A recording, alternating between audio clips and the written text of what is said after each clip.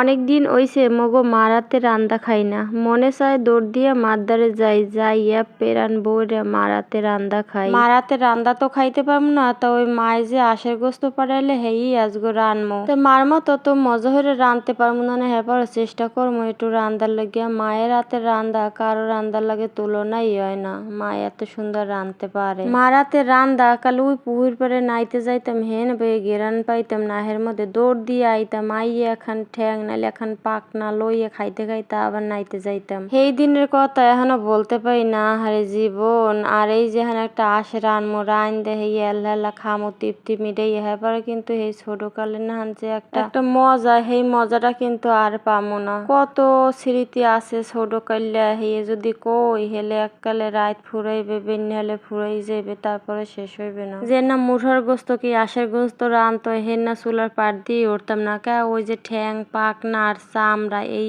মোর এক্সের প্রিয় আলহে। এই যদি মাই কেউরে দিতে হেলে তুমি গড়াকাল ফাড়াই হেলাইতাম, কেউর পাতে যদি দেখতাম হেলে হেরে খাইতে দিতাম না, হের পাইদের টাইনা নিয়ে খাইতাম। আর আলহে মাছের মাথা মোর প্রিয়।